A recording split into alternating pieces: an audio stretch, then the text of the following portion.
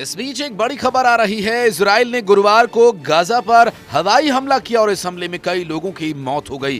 कई अन्य इसमें घायल भी हुए हैं। मृतकों और घायलों की संख्या में इजाफा दर्ज किया जा सकता है क्योंकि बताया ये जा रहा है कि कई लोग मलबे के नीचे दबे हुए हैं जिन्हें निकालने की प्रक्रिया जारी है। वहीं इन मृतकों में 5 पत्रकार भी हैं जो अल अवदा अस्पताल के कवरेज के लिए गए हुए थे, लेकिन इजराइल के इस हवाई हमले में अस्पताल के आसपास स्थित गाड़ियां भी इसकी चपेट में आ गईं, जिस वजह से वहां मौजूद पत्रकारों को भी अपनी जान गंवानी पड़ी। दरअसल स्थानीय मीडिया रिपोर्ट्स के मुताबिक यहां से सभी पत्रकार अल कुद्स और अल यूम टीवी चैनल के लिए काम करते थे और जो अस्पताल की कवरेज के लिए वहां पहुंचे हुए थे, लेकिन इस बीच हमला हो गया जिसके जद में आकर सभी को अपनी जान गंवानी पड़ी। फलस्तीनी मीडिया रिपोर्ट के मुताबिक जिस गाड़ी पर हमला हुआ वो पत्रकारों की ही गाड़ी थी और उस गाड़ी से सभी पत्रकार रिपोर्टिंग कर रहे थे। फिलहाल इस हमले को लेकर इजराइल की तरफ से कोई बयानबाजी नहीं की गई है। तो क्या ये माना जाए कि ये गलती से हुआ हमला जो पत्रकारों की गाड़ी पर किया गया, क्योंकि पत्रकार अक्सर लंबे समय से युद्ध क्षेत्र में रिपोर्टिंग करते आए हैं, लेकिन उनकी गाड़ी को या पत्रकारों को कभी किसी के द्वारा निशाना नहीं बनाया गया। अब ऐसे में इजराइल से जुड़ी एक और बड़ी खबर जो बताई जा रही है, जिसमें इजराइल ने पहले ही 2 टूक कर दिया है कि गजा से सेना नहीं हटाएंगे चाहे जो भी हो।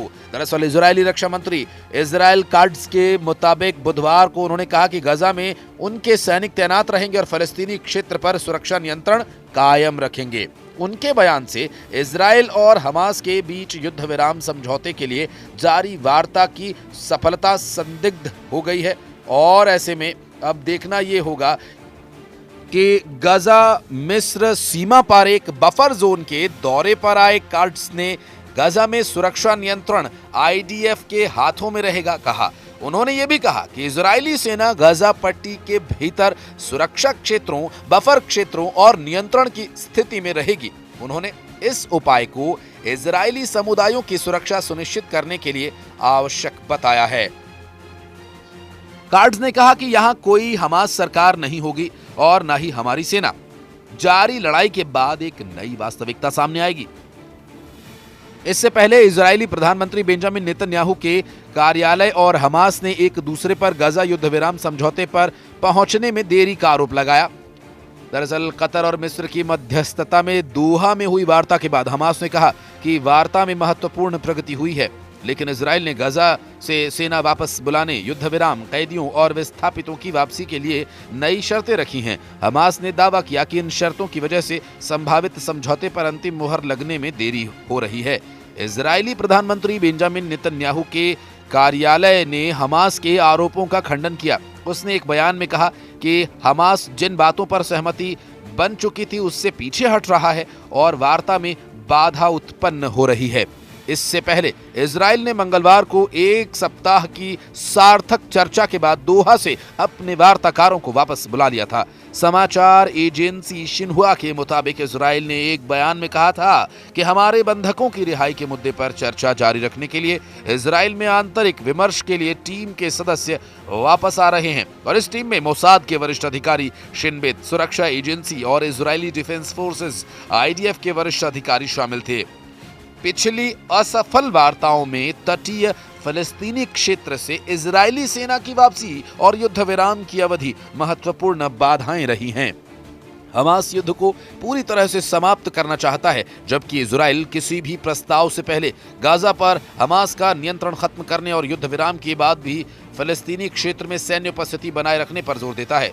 इजरायली प्रधानमंत्री बेंजामिन नेतन्याहू ने सोमवार को बताया था कि हमास के साथ बंधकों की रिहाई के बदले युद्ध विराम समझौते पर पहुंचने के प्रयासों में प्रगति हुई है, लेकिन आगाह किया कि समझौता होने की समय सीमा अभी स्पष्ट नहीं है। स्पष्टता कैसे आएगी, इसके लिए भी लगातार अब इजराइल ने इस पर काम करना शुरू कर दिया है।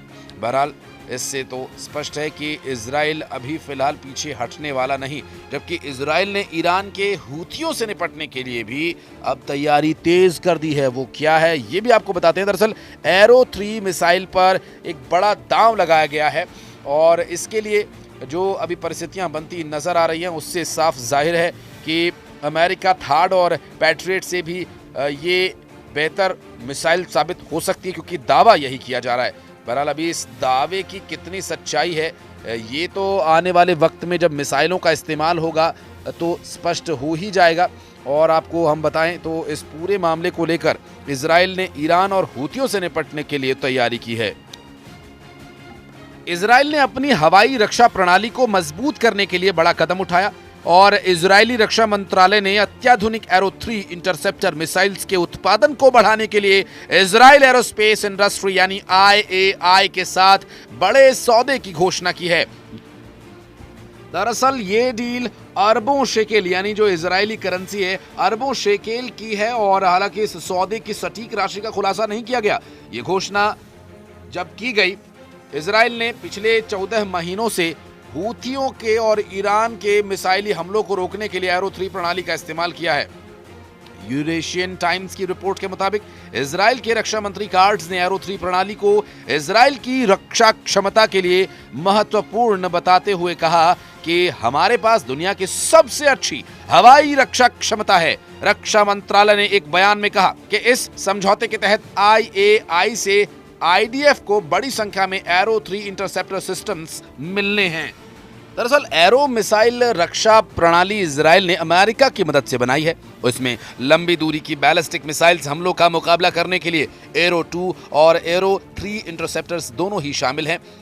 एरो 3 को हमास के साथ इजराइल के युद्ध की शुरुआत के बाद तैनात किया गया था। इसके बाद से ये प्रभावी साबित हुआ है। इजराइल अब पुराने पैट्रियट मिसाइल रक्षा प्रणालियों को अलविदा कहने की तैयारी कर रहा है और एरो सिस्टम ने वैश्विक निर्यात बाजार में भी जगह बनाई है।